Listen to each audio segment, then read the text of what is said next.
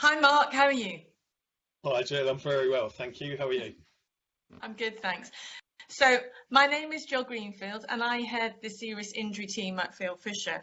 And I'm talking today to Mark Crouch, who is an accident investigator who I've worked with on a number of cases over the years. And Mark, you've got a huge amount of experience in relation to road traffic accidents and in particular those involving cyclists. And we thought it would be good to share some of your experience and my experience as to cycle accidents and importantly how to prevent them. The government has just announced a £2 billion package to enhance the environment for cyclists and pedestrians, and we're clearly not in the mood and able to do that at the moment, but there are clear safety tips that cyclists would need, and people were getting on the bike having just got the bike out the garage that they haven't been on for 10 years. What kind of clear safety tips can you give to cyclists and that you see lead to accidents if not followed? Yeah, certainly. And as you say, there's a real mix of abilities of cyclists. People that have been cycling for some time and are used to commuting, particularly in some dense areas like the capital, like in London, and those people that, under the latest government advice, have just dusted the bike off out of the shed and may not have used it for a few years. I think where we come into this is that you and I both investigate these when they've all gone horribly wrong. You know, it's not about safety tips as a whole, about how to promote safe cycling as a general kind of area, which are very valid, you know, really important things. But we see it when it's all gone horribly, horribly wrong. So in many senses, we might be seen as kind of counterproductive writing these things, because if people don't crash, then we're doing ourselves out of work. But that is not our motivation at all behind any of this. We don't deal with good stories, good successes. You know, everything that we deal with is very, very sad. So what we're trying to do is put back into this the top things that we see that go wrong, that involve cyclists and result in some horrific injuries. Mark, do you find that it's the tricky bit about it, and the challenge? London's a good example. Is you have a very small amount of space on the road, and you've got HGVs, buses, taxis, cyclists, motorcyclists, and cars all sharing the same space. And the most vulnerable, apart from pedestrians, amongst that is the cyclist. What kind of things have you seen that have led to accidents where, with some avoidance measures, you know, are there some particular tips that you could give to cyclists to say, if you're getting on your bike for the first time in a long time and you're not used to travelling in the city, these are the things to think about?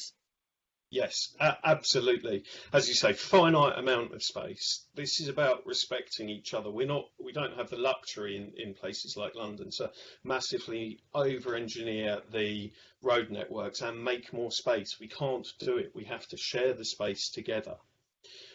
And what that means is we all need to be alert of one another. So if you're dusting that bike off for the first time, it can start as just some real fundamental checks on the bicycle, just to make sure that the brakes work of it, the tyres are inflated properly, because they're the bits that give you the grip. Have you got batteries in your lights? I know you're not planning on cycling late at night, but what happens if you get caught up in something and you do then need to cycle at night? Make sure your lights work, make sure your reflectors are clean. Those kind of things on the pedal cycle. It sounds so obvious, this basic maintenance, but I've dealt with a number of collisions where pedal cycles just haven't had their brakes working the way they should, or there's been some instability with underinflated tyres. So just make sure those work. But there are other things as well that are really important, like planning your routes. It sounds really obvious, you know where you're going. I don't necessarily mean I'm going to ride down this road and turn left into this junction and then right at the next one. Are those major junctions where you have a lot of traffic trying to all use the same roundabout, for example? We've dealt with a number of cases together on collisions on roundabouts, for example. Know which lanes you need to be in.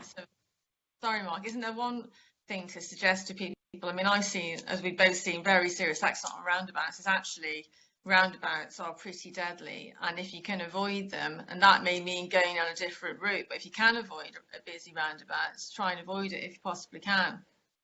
So it's not. We have to be careful that we don't try and say that roundabouts are dangerous per se. Any area where you have lots of vehicles and pedal cyclists mixing, that is areas wherever there is potential conflict increases the amount of risk. So if you're able to take routes, for example, cycle routes that are away from traffic, they're inherently safer.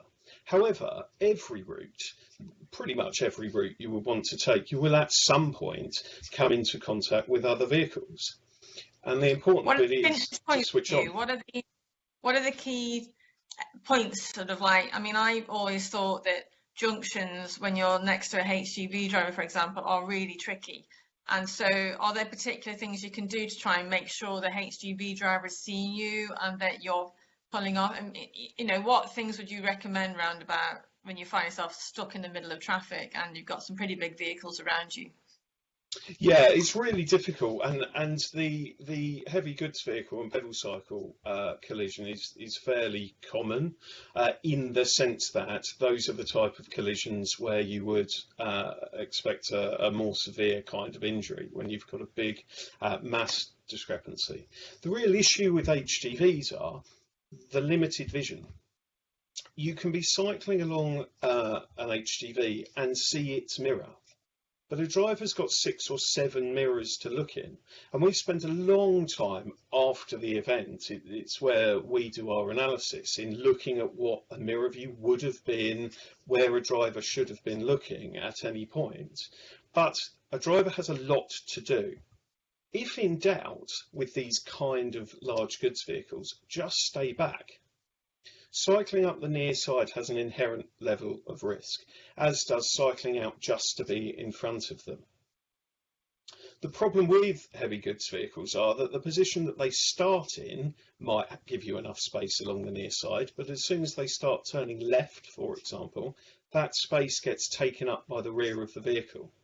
So you need a lot of space around a heavy goods vehicle if you're going to cycle up the near side of it. So often, just stay back.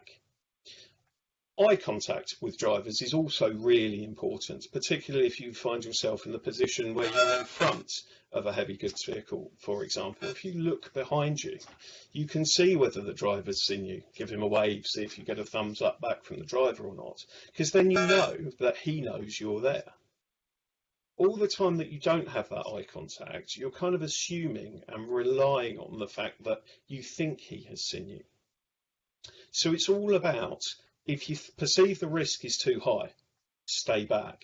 If you are in a position that has potential conflict, try and make contact with the driver. What about at traffic lights and things like that? Where should you think about positioning yourself? I mean, there's a lot of potential conflict on the roads between cyclists who go through lights, and I get that, I understand that. But sometimes cyclists say they're just trying to get ahead of the traffic and stay safe. What would you say to that? What's your advice about traffic lights? So traffic lights are there for a number of people's benefit. It's not just the people that are at that arm of a junction. It's benefit for the pedestrians on the other side of the road, for the traffic emerging from that blind junction on the other side. Also for emergency service vehicles, and from personal experience, there's nothing worse trying to navigate through a junction where a cyclist has encroached and kind of stops in the middle of the road somewhere. They know they've seen you, they know that they're yielding to you, but you don't know that. So it really slows down your progress, particularly on an emergency service drive. So the lights are there, the law is there, and you need to stop at them, or you need to adhere to the lights. If you're in the situation where you feel it was safer to go through a red light, then perhaps the move wasn't to get right up to the stop line. The option that you had was to hang back and wait behind that vehicle.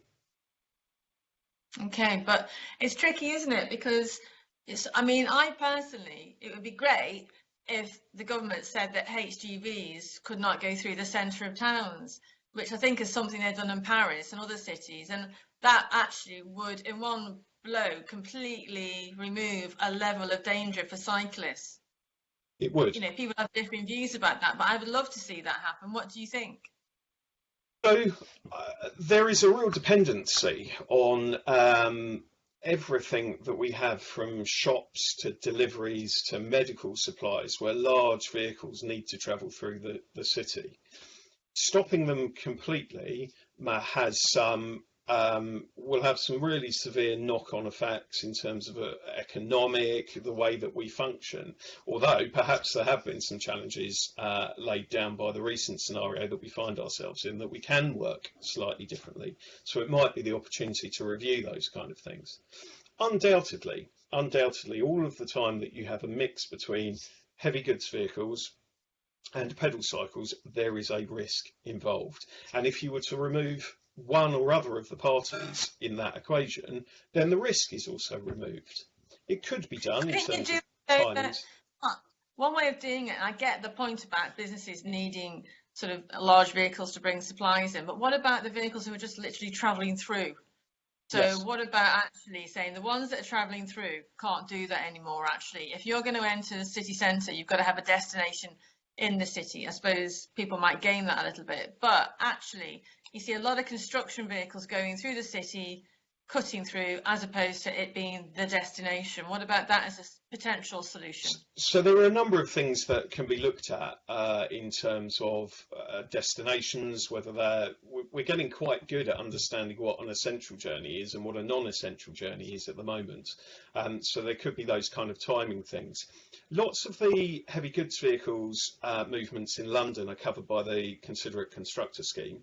So there should be pretty much any of the trucks that are entering London have a building site to go to in the centre of London. There shouldn't be much cutting through. Now, clearly somebody will always try and buck that system. But I do agree in the sense that there's a lot of work that could be done around separating those two, be that cycle lanes, but there's only a finite amount of space. Timings, perhaps dedicated cycle times, dedicated lorry times. It's a huge undertaking. But what we can't get away from all the time, that in our current road structure, where we have pedal cyclists and heavy goods vehicles together, there is conflict there. What about just having routes into the city where it's just no vehicles, so it's just cyclists going on in those routes? I would actually, if I could get a route into the city where I didn't have to come into contact with traffic, I would feel so much happier about getting my bike out. Yes, and there are some of the cycle lanes, particularly in North East London, I think, are well away from traffic routes. That's definitely something to look at. The issue is that clearly involves space, so you could shut down a road perhaps and make that cycle lane only, or for cycle use only. But does that work right in the centre of London? I don't know. But those kind of things are what need to be explored, I think. Well, they've stopped a lot of vehicles going through the city itself in terms of taxis and things. I think they've made them bus only, haven't they? So you can see how there is some infrastructure in place to enable that to happen. But I think people to get on their bike after 15 years of not having been on a bike are going to have to be super careful and actually brush up on their biking skills locally before they're going to be tempted to drive into the city. If I were getting my bike out, and I am not a strong cyclist at all, I'd rather walk in, frankly, but that'll take me a long time. But let's say I had to get the bike out. I think I don't have to wear bright clothes, but I will wear bright clothes because I want people to see me. I'm going to be really cautious at lights. I'm going to be very, very cautious at junctions, whether I'm turning right or left, to make sure I'm checking what's going on around me. And I'm going to try and find the routes into town that give me the least contact possible with traffic. Actually. Absolutely. So there's a difference here. It's not about scaremongering and saying big junctions are dangerous or big junctions are scary. It's about saying that if you have an alternative, take a less traversed route, if that's possible.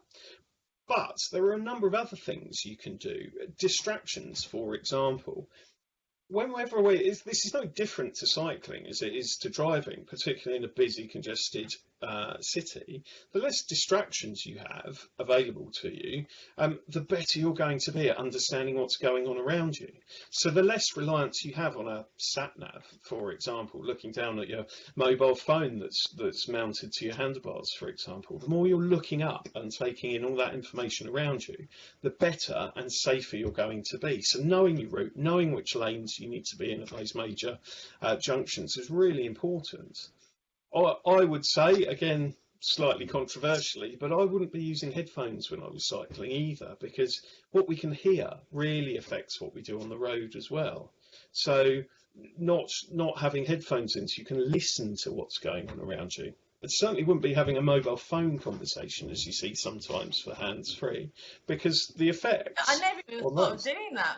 Oh, I wouldn't even think of doing that. I absolutely... Yeah, no, I've seen it, but we know the effects around mobile phone use and driving, for example. Lots of those are translatable to cycling. You know, don't be distracted. Know where you're going. Look up, look around you, see what's going on, because you're going to make your best decisions then. You're going to make your best decisions when you have the most information available to you. So that's, you know, that's really important, I think, when you're doing those kind of things. Great. So it's about cycling safely, it's about planning, it's about taking care of yourself when you're out on the roads. And actually, really importantly, most of the cases that you and I investigate, the cyclist is in no way at fault. It was someone else's fault. So you've got to be almost looking around just to check that, you know, that vehicle may not be indicating, but is it turning? Actually, it might be. Those are the things. So just be aware. Yeah, those subtle cues that you get from vehicles in the way that you do things. Clothing, like you say, is really important. Giving yourself the best chance, because coming back to the heavy goods vehicle example, what you're asking a driver to do is to see you. Let's say you're wearing some dark clothing or a sort of a grey or black jacket, is to identify you from their elevated position in a curved mirror. You know, your dark clothing against a dark road surface. Have to help them a little bit, and wearing a high-vis jacket, for example, increasing that contrast as much as possible is really helpful. It gives them the best opportunity to see you, and you the best opportunity to stay safe. So little changes like that. I know that it's not necessarily the coolest and outfit to be wearing, or necessarily the best thing that you want to be seen in a high-vis jacket, but it does make a massive difference.